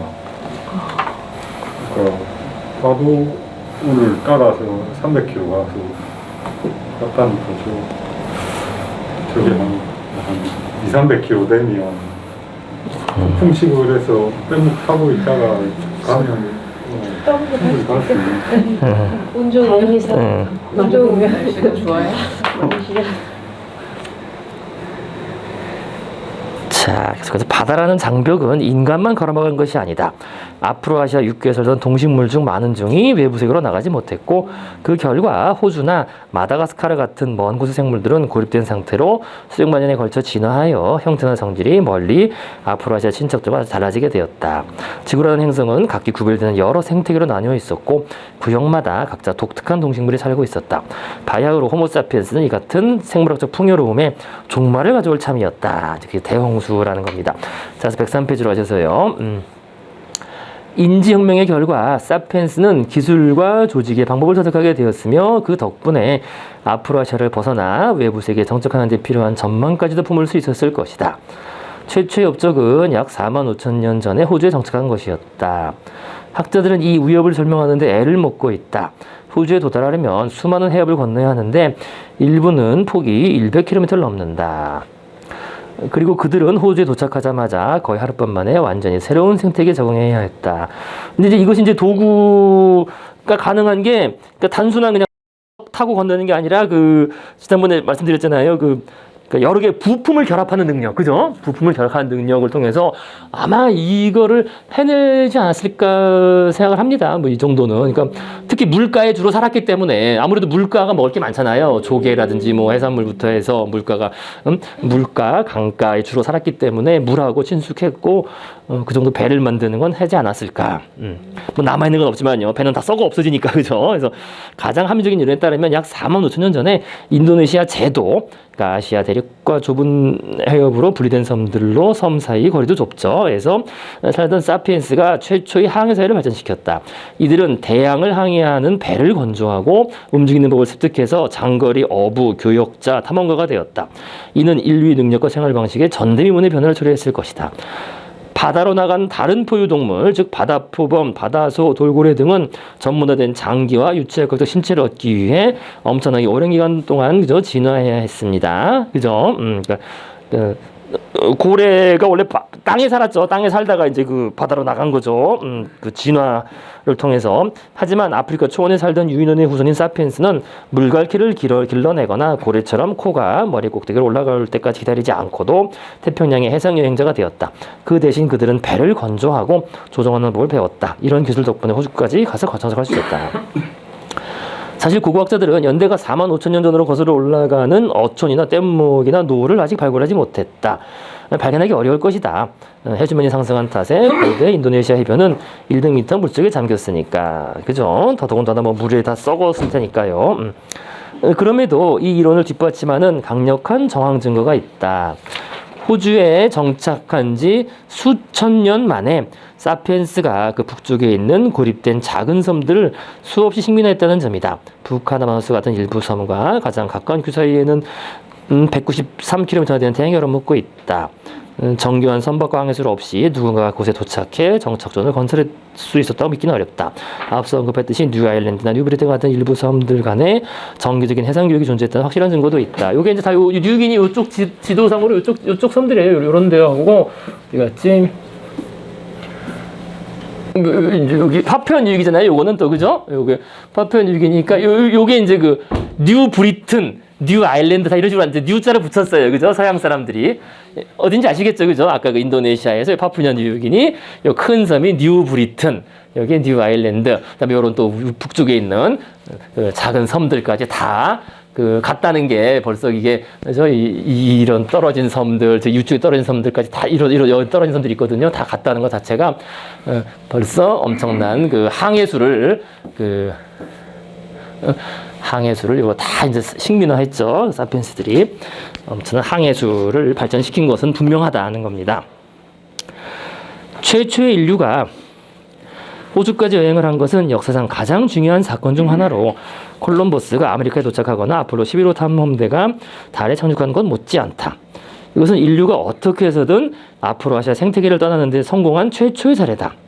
사실 대형 육상 동물이 어찌어찌해서 아프로아시아에서 호주로 건너간 첫 사례가 이제 사피엔스가 건너갔다는 거예요. 그러나 이보다 더 중요한 것은 인간 선구자들이 그 신세계에서 저지른 짓이다. 최초의 수렵 채집인이 호주 해안에 발을 들인 순간은 호모사피엔스가 특정 대륙에서 먹이 사슬의 최상층부로 올라가고 이후 지구라는 행성의 연대기에서 가장 치명적인 종이 된 순간이었다. 이전에도 인간은 획기적인 적응과 행태를 조금 보여주었지만 그것이 환경에 끼친 영향은 무시할 만했다. 다양한 서식지의 침투에 성공적으로 적응하는 모습을 보여주긴 했지만 서식지를 극적으로 바꿔놓지는 않았다. 반면에 호주 정착민들, 보다 정확하게는 정복자들은 현지 생태계, 호주 생태계에 적응만 한 것이 아니라 그 생태계를 알아볼 수 없을 정도로 바꿔버렸다. 자, 105페이지입니다. 호주 해안 모래밭에 찍힌 인간의 첫 발자국은 곧바로 파도에 씻겨버렸다. 하지만 침입자들은 내륙으로 진격하면서 결코 지울 수 없는 발자국을 남겼다. 그리고 그 과정에서 이들은 몸무게 200km에 키 2m인 캥거루, 그러니까 엄청나게 큰 캥거루도 있었고요. 대륙에서 몸집이 가장 큰 포식자였던 호랑이만한 유대목, 캥거루처럼 주머니가 있다. 그러니까 유대목 사자인데 이제 캥거루처럼 주머니가, 유대목들은 다 주머니가 있습니다. 아까 요게 유대목들이에요. 어디 갔지? 이게 유대목들이에요. 지금 남아있는 유대목들이죠. 그죠? 다, 이 안에 다 유대목이 여기 배주머니가 있어요. 그죠? 이렇게 다 주머니. 코알라도 그렇고, 이렇게 유대목들입니다. 그러니까 이 호주에 사는 것들은 심지어 사자조차 그 이 주머니가 있다는 거예요. 주머니가 다. 지금은 다 멸종해서 없는 거지. 멸종해서 없는 거죠. 또 캥거루도 큰 캥거루가 있을 거예요. 키가 2m인 캥거루. 그래서 몸집이 너무 커서 귀엽거나 깜찍한 것과는 거리가 먼 코알라. 그게 이제 이거예요. 어디 갔지 아까? 이게 코알라예요, 이게. 이 주머니 있고, 이 코알라예요, 코알라. 이게 여기 바로 나오면 디프로토로 나오는데, 이 코알라의 이 친척입니다. 코알라의 이게 엄청나죠, 크기가. 그죠? 이게 2톤이니까 2톤. 오늘 하마랑 거의 맛 같은 크기의 요거 여기. 박제가 남아있나? 박제를 그 재현한 거죠. 남아 있는 게 아니라 상상으로 재현한 거죠. 그런 건데 뼈는 남아 있어요. 뼈는 어디 있지 여기? 어디 가 있는데? 이건 다른 거구나. 이건 또 나무늘 보고. 뭐 그래서 어디 갔죠? 타조 2배 크기의 날지 못하는 새들, 그죠? 엄청 큰 새들이 있습니다. 이거. 뭐 키가 한 3m 이 정도. 3m면 엄청나요, 키가. 3m 정도니까. 3m면 그죠? 밖에 건물에서 볼 때 엄청난 거죠. 이런 새들. 또 용 같은 도마뱀과 5m 길이 뱀들이 덤불 속에서 미끄러지도 움직였다.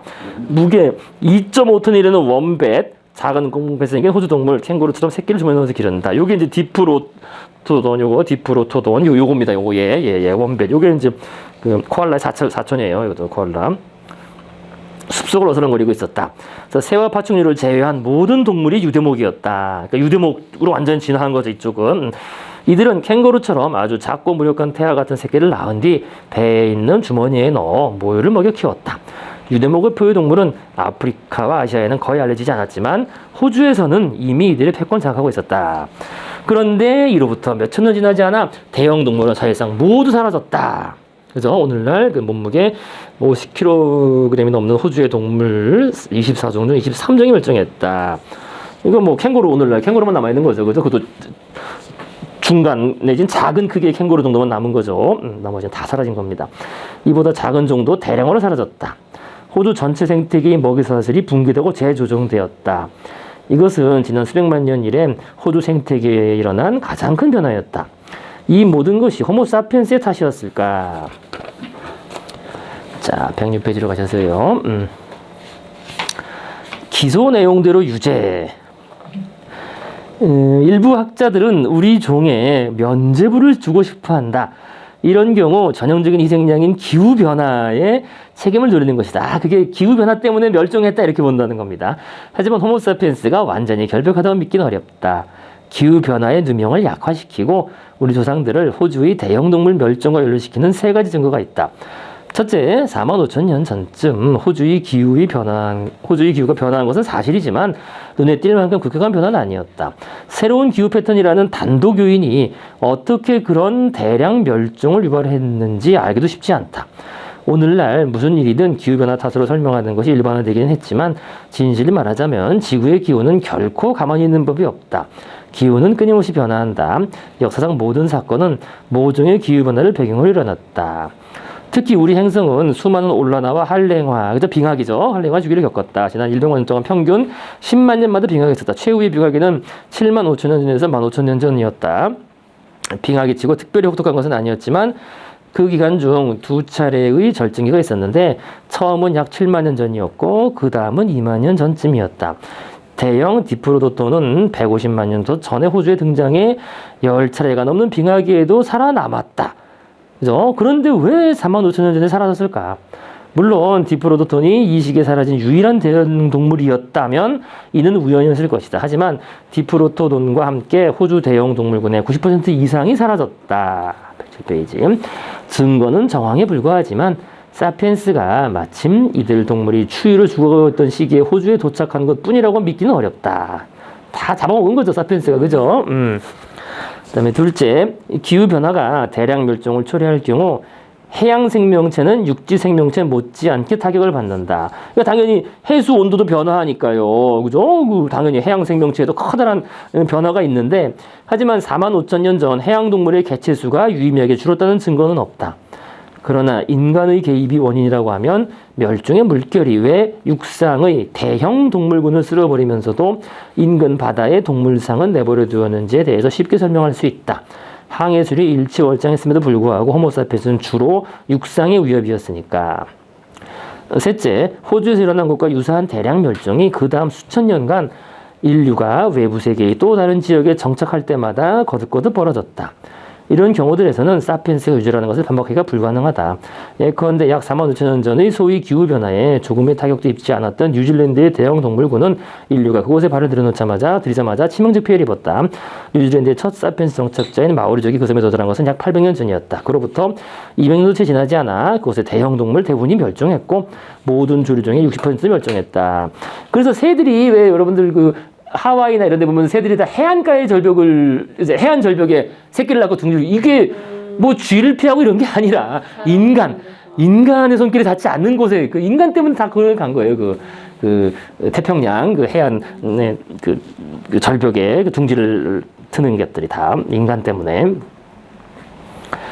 북극해 랭겔섬 11해안에서 200km 북쪽의 메머드도 이와 유사한 운명을 맞았다.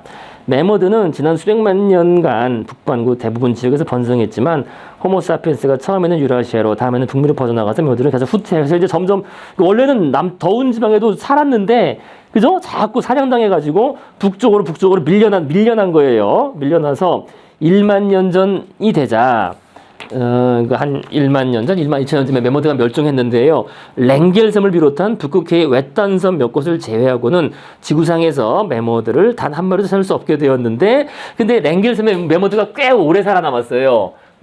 랭겔섬이 어디냐면 여기 알래스카, 그죠? 보이죠? 알래스카하고 이제 러시아, 그죠? 이게 러시아, 알래스카 여기 있는 섬이에요. 섬이 좀 크죠, 그죠? 그래서 메머드가 점점 밀려 올라가가지고 북쪽 추운데 가서 이제 랭겔섬에 고립된 거지. 고립돼서 살았는데 이제 그 당시 연결돼 있었고, 그죠? 빙하 시대에 연결돼 있어가 이것도 연결돼 있을 거예요. 연결돼 가지고 이 섬에서 고립됐고, 그러니까 인간이 이제 여기 도착하지 못했으니까요. 춥고 하니까. 그래서 여기서 살았어요. 그래가지고 이게 한 4,000년, 그죠? 랭겔섬의 메머드는 몇천 년간 더 번성하다가 약 4,000년 전에 갑자기 사라졌다. 그러니까 4,000년 전이니까요. 이거 꽤 가까운 시기까지 사는 거예요. 우리가. 그죠? 그 이집트 문명 탄생한 이후에도 메머드가 지구상에 존재했던 거지. 그죠? 저런 메머드가 존재하고 있었어요. 그죠? 4,000년 전이니까 그렇게 오래된 건 아니죠. 그죠? 메머드가. 근데 인간이 섬에 처음 도착한 바로 그 직후에 이제 사라졌다는 겁니다. 4,000년 전. 이건 뭐 섬에서 갇혀가지고 다 잡아먹힌 거죠.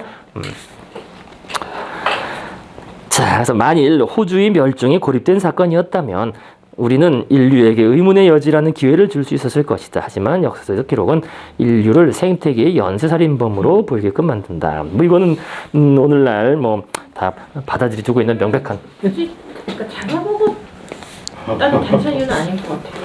그러니까 위협이 돼. 그러니까 큰 동물을 다 멸종시켰다는 건 인간에게 위협이 되니까 다 이렇게 결속해서 쟤네들을 많이 죽이게 되는 거니까 먹는다기보다는. 맛없는 놈들도 많았고. 근데 다 먹었어요. 다. 먹었어요? 네, 다 먹었다고 봅니다. 그 잔해라는 게 다 그 뼈 남아 있는 게 다 먹은 거로 다 먹.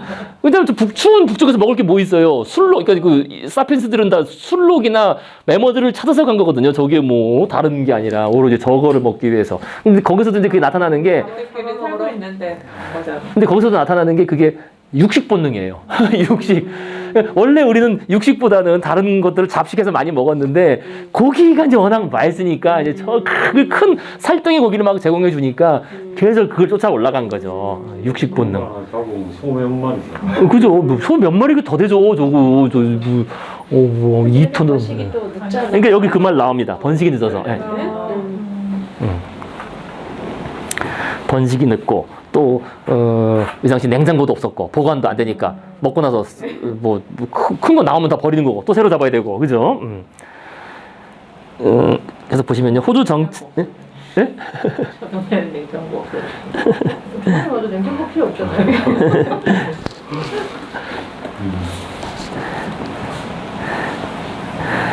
호주 정착민들이 마음대로 휘두를 수 있었던 것은 석기시대 기술뿐이었다는 겁니다. 그런데 어떻게 생태계의 재앙을 불러일으킬 수 있었을까? 이에 대해서는 아기가 잘 맞는 세 가지 설명이 있다. 호주 멸종의 첫 희생자인 대형 동물은 번식 속도가 느리다. 그죠? 아까 말씀하신 거예요. 그죠? 그래서 임신 기간은 길고 한 배당 새끼 수는 적으며 임신과 임신 사이의 휴지기가 길다. 그 결과 인간들이 몇 개월마다 디프로토돈 한 마리만 잡는다고 하더라도 사망률이 출생률을 앞지르게 된다.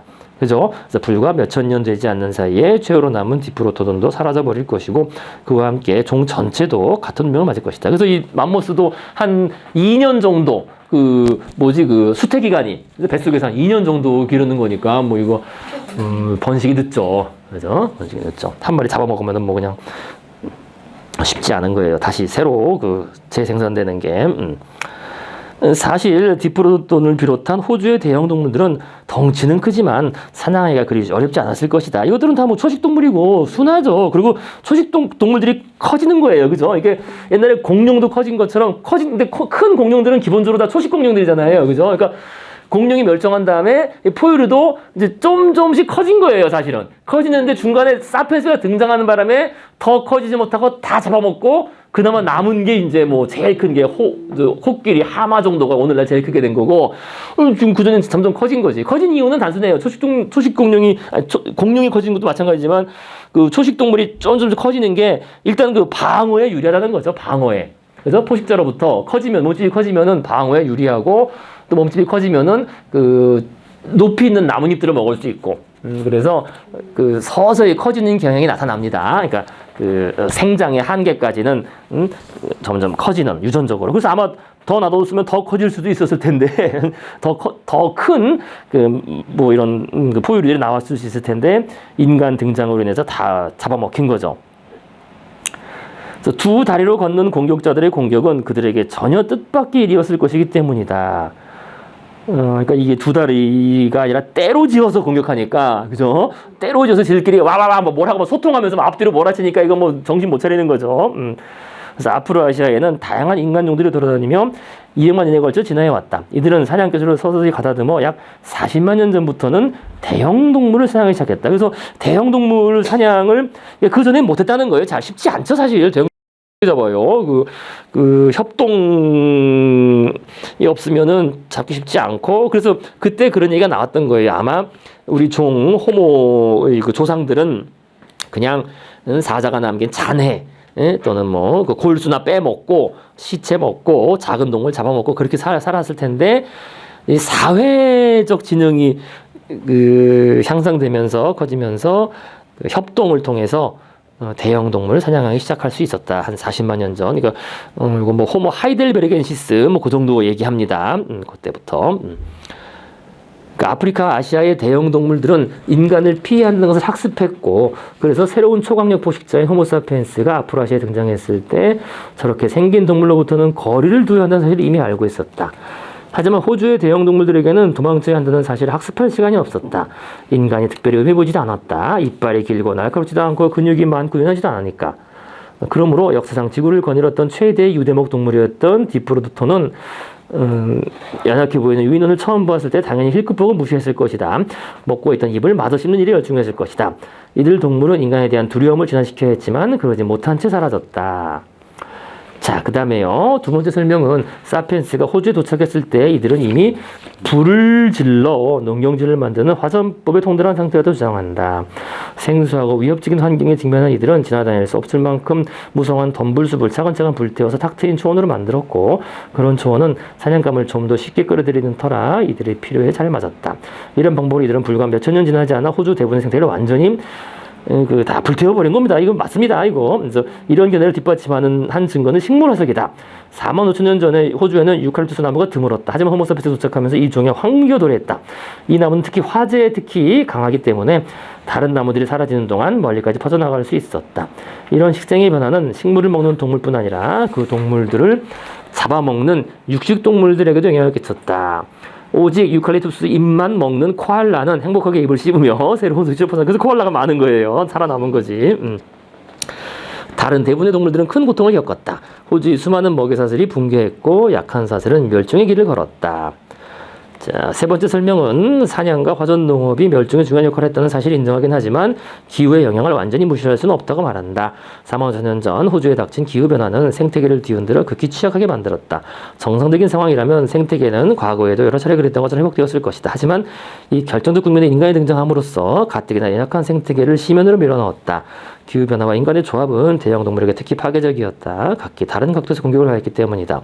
여러 위협에 두루 적용될 훌륭한 생존 전략을 찾기는 어려운 법이다. 추가 증거가 없는 한 세 가지 시나리오 중 어느 하나가 맞다고 결정할 수는 없다. 하지만 만일 호모사피엔스가 호주나 뉴질랜드로 내려가지 않았다면 그곳에 아직도 유대목의 사자, 디프로토돈, 대형 캥거루가 살고 있으리라고 믿을 이유는 충분하겠죠. 뭐 이런 증거는 뭐 너무나 많이 나왔어요 오늘날. 그 뒤에 계속 얘기 나오는데 요건 이제 우리가 다음 시간에 요 생태학적인 얘기 정리를 하고 다음 시간에 그 다음에 농업혁명 드디어 이제 농업이 나옵니다. 그래서 이제 다음 시간에 오늘은 여기까지 하도록 하시고요. 그래서 요게 이제 어디 이렇게 넘어가냐?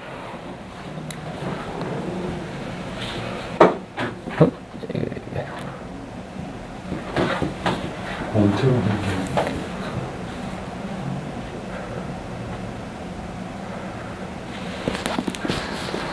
이제 이 맥락은 요 문제는 요거예요. 그러니까 과거 원주민들은 환경을 존중했고 지상의 에덴 동산에서 자연과 더불어 살면서 자연에 어떤 해도 끼치지 않아. 요런 주장이 잘못된 거다라는 그런 얘기가 되는 겁니다. 그러니까 그런 얘기 많이 나오잖아요. 그죠? 과거 조상들, 뭐, 인디언 조상들은 다 환경하고 어울려서 같이 순환적으로 잘 살았다. 그렇지 않다는 거예요. 결국 증거는 그렇지 않았다. 자, 그런 얘기가 되겠습니다. 자, 오늘은 여기까지. 자, 수고들 많으셨습니다. 예.